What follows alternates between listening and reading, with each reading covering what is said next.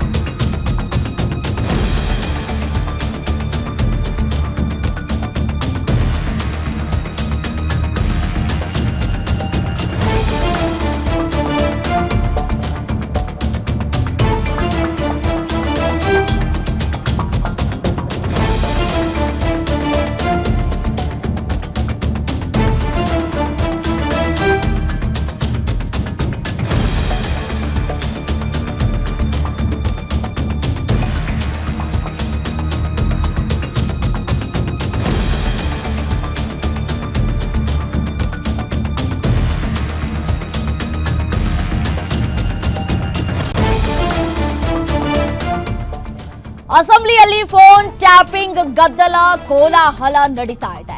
ರಾಜಭವನದ phone tapping ಆಗ್ತಾ ಇದೆಯಾ? ಹಾಗಾದ್ರೆ ಬಿಜೆಪಿ ಮಾಡ್ತಾ ಇರುವಂತಹ ಆರೋಪಕ್ಕೆ ಸಾಕ್ಷಿ ಏನು?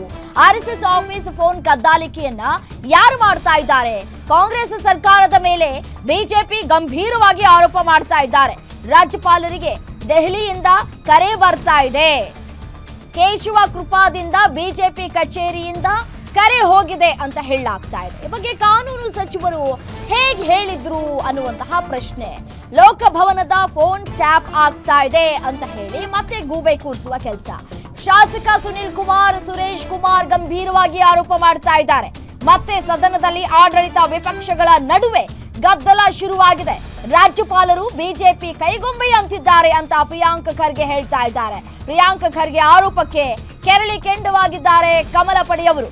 ಇದು ಫೋನ್ ಟ್ಯಾಪ್ ಸರ್ಕಾರ ಅಂತ ಬಿಜೆಪಿ ಶಾಸಕರು ಕಿಡಿಕಾರ್ತಾ ಇದ್ದಾರೆ. ತನಿಖೆ ಮಾಡಿಸೋದಕ್ಕೆ ಸಿದ್ಧ ಅಂತ ಕಾನೂನು ಸಚಿವ ಎಚ್.ಕೆ. ಪಾಟೀಲ್ ಕೂಡ ಹೇಳಿದ್ದಾರೆ. ಅಸೆಂಬ್ಲಿಯಲ್ಲಿ ಫೋನ್ ಟ್ಯಾಪಿಂಗ್ ವಿಚಾರ ಮತ್ತೆ ಸದ್ದು ಮಾಡ್ತಾ ಇದೆ. ಫೋನ್ ಟ್ಯಾಪಿಂಗ್ ಭೂತ ಮತ್ತೆ ಎದ್ದಿದೆ. ನೀವು ಡೆಲ್ಲಿಗಿಂದ ಫೋನ್ ಮಾಡಿಸಿ ಗವರ್ನರ್ ಅರ್ಧಕ್ಕೆ ಹೋಗೋಂಗ್ ಮಾಡ್ತಿರಲ್ಲ, ಅದನ್ನ ನಾವು ಹೇಳ್ಬೇಕಾಗತ್ತೆ. ಈಗ ಕೇಳಿ ಎರಡೇ ಸಲ ಆಧಾರ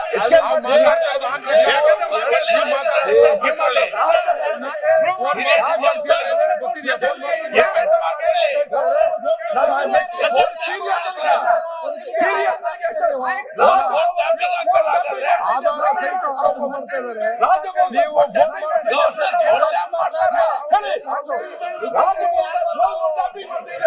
ಈಗ ಉತ್ತರ ಇಲ್ಲ. ಈಗ ಮಾತಾಡ್ಲಿಕ್ಕೆ ಆಗ್ತಾ ಇಲ್ಲ ಅವರಿಗೆ. ಫೋನ್ ಟ್ಯಾಪಿಂಗ್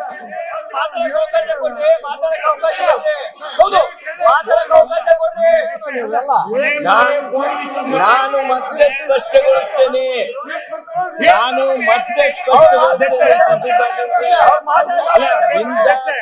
ಉದ್ದೇಶಪೂರ್ವಕವಾಗಿ ರಾಜಭವನದ ಫೋನ್ ಟ್ಯಾಪಿಂಗ್ ಅಲ್ಲಿ ರಾಜ್ಯ ಸರ್ಕಾರ ಕೈ ಹಾಕಿದೆ ಅನ್ನೋದನ್ನ ಮಾನ್ಯ ಕಾನೂನು ಸಚಿವರು ಒಪ್ಕೊಂಡಿದ್ದಾರೆ. ಇದನ್ನು ಸಹಿಸ್ಕೋಬೇಕು ಅಂದ್ರೆ ಹೆಂಗಾಗುತ್ತೆ ಸರ್? ನಿನ್ನೆನಾದ್ರೂ ಹೇಳಿದ್ರು, ಇವತ್ತು ಅದರ ಫೋನ್ ಟ್ಯಾಪಿಂಗ್ ನಡೀತಾ ಇದೆಯಾ? ಅದಕ್ಕೆ ಕೊಡ್ತಾ ಇದ್ದಾರೆ. ಸ್ವಲ್ಪ ದಯವಿಟ್ಟು ನಾವ್ ಹೇಳಿದಲ್ಲ, ಅವರೇ ಹೇಳಿದ್ದು. ನಾವ್ ಹೇಳಿದಲ್ಲ, ಅವರೇ ಹೇಳಿದ್ದು. ಫೋನ್ ಟ್ಯಾಪಿಂಗ್ ಆಗಿದೆಯಾ? ಬಹಳ ಸ್ಪಷ್ಟವಾಗಿ ರಾಜ್ಯಪಾಲರು ಕೇಂದ್ರ ಸರ್ಕಾರದ ಕೈಗೊಂಬೆ ಅಷ್ಟೇ ಇರೋದು. ಆಯ್ತಾ? ಈಗ ಸರ್ ಒಂದೇ ಪ್ರಶ್ನೆ ಇರೋದು, ರಾಷ್ಟ್ರಗೀತೆಗೆ ತಮ್ಮ ಪ್ರಕಾರ ಅವಮಾನ ಆಗಿದ್ಯಾ ಇಲ್ಲ ಅಷ್ಟೇ ಹೇಳ್ಬಿಡಿ. ಇಲ್ಲ ಒಂದ್ ನಿಮಿಷ ಅಣ್ಣ ಕುತ್ಕೊಳ್ಳಿ. ರಾಷ್ಟ್ರಗೀತೆಗೆ ರಾಷ್ಟ್ರಪತಿಗಳು ಅವಮಾನ ಮಾಡಿದರೆ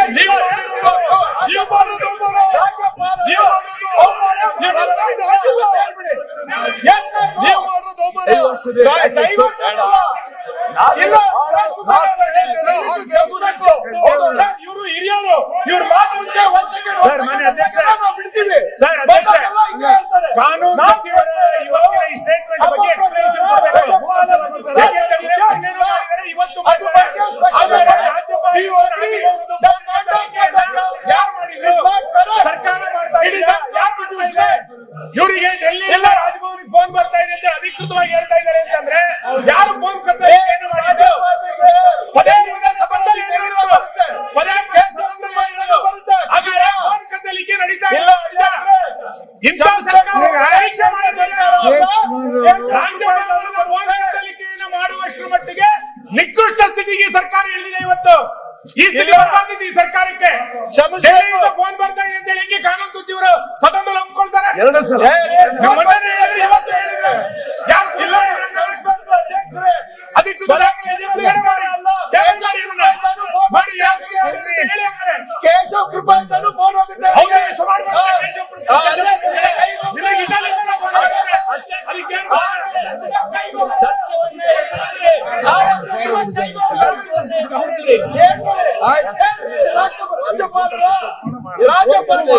ತಪ್ಪನ್ನು ಒಪ್ಕೊಂತೀರಾ? ಮಾನ್ಯ ಎಚ್ ಕೆ ಪಾಟೀಲ್ ಏನು ರಾಜಭವನಕ್ಕೆ ಡೆಲ್ಲಿಯಿಂದ ಫೋನ್ ಬರ್ತಾ ಇದೆ ಅಂತ ಹೇಳಿದ್ರು. ದಯಮಾಡಿ ಅದರ ವಿವರಣೆಯನ್ನ ಈ ಟೇಬಲ್ ಮಾಡ್ಲಿ. ಅಲ್ಲಿ ತನಕ ಮುಂದುವರೆಯಕ್ಕೆ ಸಾಧ್ಯ ಇಲ್ಲ. ಇದು ಮಾಡ್ಲಿ ಟೇಬಲ್. ಹೆಂಗ್ ಹೋಗುತ್ತೆ? ಯಾರು ಫೋನ್ ಮಾಡಿದ್ರು? ಹೆಂಗೆ ಅಧಿಕೃತವಾಗಿ ಸದನದಲ್ಲಿ ಹೇಳಿದ್ರು ಅವರು? ಹೆಂಗೆ ಸದನದಲ್ಲಿ ಹೇಳಿದ್ರು ಹೇಳಿ? ಅದರ ಫೋನ್ ಟ್ಯಾಪಿಂಗ್ ನಡೆದಿಲ್ವಾ ಈ ಸರ್ಕಾರದಿಂದ?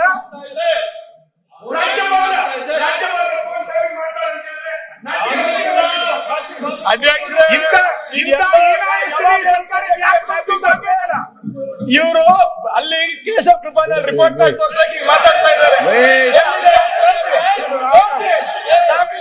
ಈಗ ಕೇಂದ್ರ ಸರ್ಕಾರ ಎಲ್ಲಾನು ನಿಮ್ಮ ಹತ್ರನೇ ಇದೆ ಅಂದ್ರೆ ಟೆಲಿಕಮ್ಯುನಿಕೇಶನ್ ಮಿನಿಸ್ಟರ್ ಕುಮಾರ್ ತಾನೇ ತಿಳ್ಕೊಳ್ಳಿ.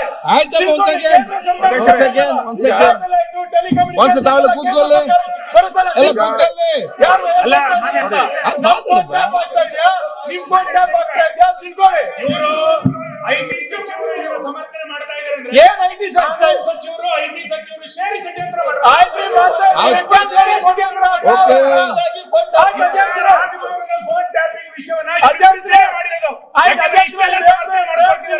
ದಯಮಾಡಿ ಕಾನೂನು ಸಚಿವರು ಮೊನ್ನೆ ಸದನದಲ್ಲಿ ಏನ್ ಹೇಳಿದ್ರು, ಇವತ್ತು ಸದನದಲ್ಲಿ ಏನ್ ಹೇಳಿದ್ದಾರೆ, ದಯಮಾಡಿ ಇದಕ್ಕೆ ಎಕ್ಸ್ಪ್ಲನೇಷನ್ ಕೊಡಿ.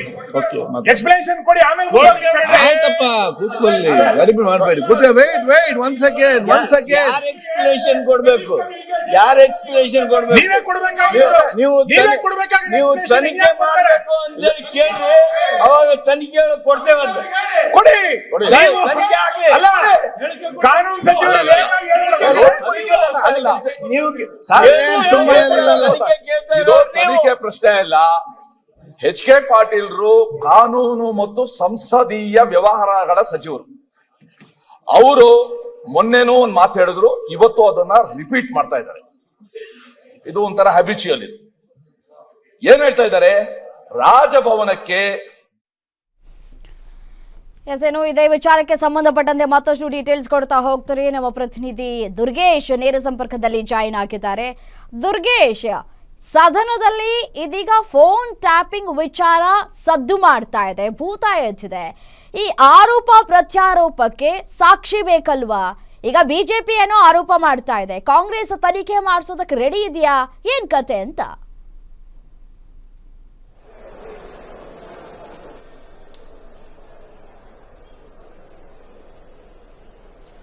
ಖಂಡಿತ ರಮ್ಯ, ಏನು ರಾಜ್ಯಪಾಲರ ಭಾಷಣದ ಒಂದನೇ ನಿರ್ಣಯ ಮೇಲೆ ಚರ್ಚೆ ಆಗ್ತಾ ಇದೆ. ಅದರಲ್ಲೂ ಕೂಡ ಅಶೋಕ್ ಅವರು ಭಾಷಣವನ್ನು ಆರಂಭಿಸಿದ್ದಾರೆ. ಇಂಥ ಒಂದು ಸಂದರ್ಭದಲ್ಲಿ ಫೋನ್ ಟ್ಯಾಪಿಂಗ್ ಆರೋಪ ಕೇಳಿ ಬರ್ತಾ ಇದೆ. ಈ ಹಿಂದೆ ಕೂಡ ಫೋನ್ ಟ್ಯಾಪಿಂಗ್ ಆರೋಪ ಹಲವಾರು ಬಾರಿ ಸದನದಲ್ಲಿ ಕೇಳಿ ಬಂದಿದೆ. ಆದರೆ ಈಗ ರಾಜ್ಯಪಾಲರ ಕಚೇರಿಗೆ ಒಂದು ಕರೆಗಳು ಹೋಗ್ತಿದ್ದಾವೆ. ಕೇಂದ್ರ ಸರ್ಕಾರದಿಂದ ಬಿಜೆಪಿ ನಾಯಕರು ಕರೆಗಳನ್ನ ಮಾಡ್ತಿದ್ದಾರೆ. ಜೊತೆಗೆ ಕೇಶವ ಕೃಪಾದಿಂದಲೂ ಕೂಡ ಕರೆಗಳು ಬರ್ತಿದ್ದಾವೆ ಅನ್ನುವಂಥ ಒಂದು ಆರೋಪವನ್ನ, ಗಂಭೀರವಾದ ಆರೋಪವನ್ನ ಪ್ರಿಯಾಂಕ್ ಖರ್ಗೆ ಸೇರಿದಂತೆ ಕೆಲವೊಂದಿಷ್ಟು ನಾಯಕರು ಮಾಡಿರುವಂತದ್ದು. ಮೊನ್ನೆ ರಾಜ್ಯಪಾಲರ ಭಾಷಣದ ಮೇಲೆ ಮಾತನಾಡುವ ಸಂದರ್ಭದಲ್ಲಿ ಎಚ್ ಕೆ ಪಾಟೀಲ್ ಅವರು ಕೂಡ ಏನು ಕೇಂದ್ರ ಸರ್ಕಾರ ಕರೆಯನ್ನ ಮಾಡ್ತಾ ಇದೆ ಅನ್ನುವಂಥ ಮಾತನ್ನ ಮತ್ತು ಬಿಜೆಪಿ ನಾಯಕರು ರಾಜ್ಯಪಾಲರಿಗೆ ಫೋನ್ ಮಾಡಿ ಡಿಸ್ಟರ್ಬ್ ಮಾಡುವಂತ ಕೆಲಸವನ್ನ ಮಾಡ್ತಿದ್ದಾರೆ. ಹೀಗಾಗಿ ಅವರು ಈ ರೀತಿ ನಡೆದುಕೊಂಡಿದ್ದಾರೆ ಅಂತ ಆರೋಪವನ್ನ ಮಾಡಿದ್ರು.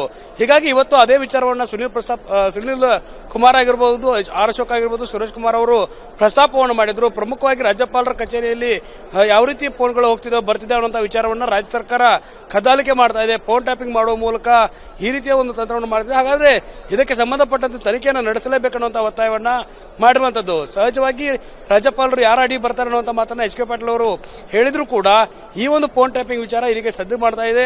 ಆರೋಪ ಪ್ರತ್ಯಾರೋಪಕ್ಕೆ ಸಂಬಂಧಪಟ್ಟಂತೆ ಈಗಾಗಲೇ ಸದನದಲ್ಲಿ ಗದ್ದಲಾಗಿ ಸದನವನ್ನು ಕೂಡ ಮುಂದೂಡುವಂತಹ ಕೆಲಸವನ್ನ ಮಾಡಿದ್ದಾರೆ. ಆದರೆ ಸುನಿಲ್ ಕುಮಾರ್, ಸುರೇಶ್ ಕುಮಾರ್ ಸೇರಿದಂತೆ ಆರ್ ಅಶೋಕ್ ಅವರು ವಿಪಕ್ಷ ನಾಯಕರಾಗಿ ಈ ಒಂದು ವಿಚಾರವನ್ನ ಬಹಳ ಗಂಭೀರವಾಗಿ ತೆಗೆದುಕೊಂಡಿದ್ದಾರೆ. ರಾಜ್ಯಪಾಲರ ಕಚೇರಿಯ ವಿಚಾರಕ್ಕೆ ಸಂಬಂಧಪಟ್ಟಂತೆ ಈಗ ನೀವು ಲೋಕಭವನದಲ್ಲಿ ಫೋನ್ ಟ್ಯಾಪಿಂಗ್ ಆಗ್ತಿದೆ ಅನ್ನೋ ವಿಚಾರವನ್ನು ಹೇಳ್ತಾ ಇದ್ದೀರಿ. ಹಾಗಾದ್ರೆ ಇದ್ರ ಬಗ್ಗೆ ತನಿಖೆಯನ್ನ ಮಾಡಿ ಯಾರೆಲ್ಲ ಫೋನ್ ಕರೆಗಳು ಟ್ಯಾಪ್ ಆಗಿದೆ ಅದರಲ್ಲೂ ಕೂಡ ಬಿಜೆಪಿ RSS ನ ಕೇಶವ ಕೃಪಾದಿಂದಲೂ ಕೂಡ ಕರೆಗಳು ಬರ್ತಿದೆ ಅನ್ನುವಂಥ ಮಾತನ್ನ ಪ್ರಿಯಾಂಕ್ ಖರ್ಗೆ ಅವರು ಹೇಳಿರೋದ್ರಿಂದ ಈ ವಿಚಾರಕ್ಕೆ ಸಂಬಂಧಪಟ್ಟಂತೆ ತನಿಖೆ ಆಗಲೇಬೇಕನ್ನುವಂಥ ಒತ್ತಾಯವನ್ನ ಬಿಜೆಪಿ ನಾಯಕರು ಮಾಡಿದ್ರು. ಇದಕ್ಕೆ ಸಂಬಂಧಪಟ್ಟಂತೆ ಎಚ್ ಕೆ ಪಾಟೀಲ್ ಅವರು ಕೂಡ ಉತ್ತರವನ್ನು ಕೊಟ್ಟಿರುವಂತದ್ದು. ಸರ್ಕಾರಕ್ಕೆ ನೀವು ಒತ್ತಾಯವನ್ನು ಮಾಡಿ ತನಿಖೆ ಮಾಡೋದಾದ್ರೆ ಸರ್ಕಾರ ಮಾಡುತ್ತೆ ಅನ್ನುವಂಥ ಮಾತನ್ನು ಕೂಡ ಎಚ್ ಕೆ ಪಾಟೀಲ್ ಅವರು ಹೇಳಿದ್ದಾರೆ.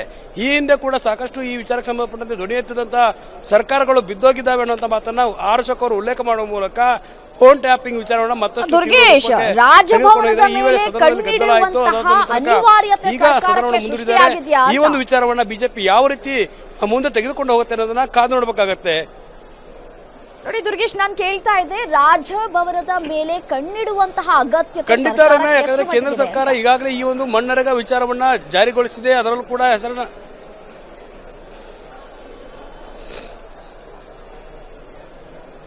ಖಂಡಿತ ರಮ್ಯಾ, ಏನು ರಾಜ್ಯ ಸರ್ಕಾರ ಬಿಜೆಪಿಗಳ ಮೇಲೆ ಮತ್ತು ಅದರಲ್ಲೂ ಕೂಡ ಕೇಂದ್ರ ಸರ್ಕಾರದ ಮೇಲೆ ಪದೇ ಪದೇ ಆರೋಪಗಳನ್ನ ಮಾಡ್ತಾ ಇದೆ. ಇತ್ತ ಬಿಜೆಪಿಯು ಕೂಡ ಪದೇ ಪದೇ ರಾಜ್ಯಪಾಲರಿಗೆ ಅಗೌರವವನ್ನು ತೋರುವ ಕೆಲಸವನ್ನ ರಾಜ್ಯ ಸರ್ಕಾರ ಮಾಡ್ತಿದೆ ಅನ್ನುವಂಥದ್ದು. ಹೀಗಾಗಿ ಈ ಒಂದು ಮನರೇಗಾ ವಿಚಾರಕ್ಕೆ ಸಂಬಂಧಪಟ್ಟಂತೆ ರಾಜ್ಯ ಸರ್ಕಾರ ಹೋರಾಟವನ್ನು ಮಾಡ್ತಾ ಇದೆ. ಕಾಂಗ್ರೆಸ್ ರಾಜ್ಯಪಾಲರ ಲೋಕಭವನಕ್ಕೂ ಕೂಡ ಚಲೋವನ್ನ ಮಾಡಿ ಒಂದು ಹೋರಾಟವನ್ನು ಮಾಡುವ ಮೂಲಕ ಆಕ್ರೋಶ ಅಸಮಾಧಾನವನ್ನು ಹೊರಹಾಕಿದೆ.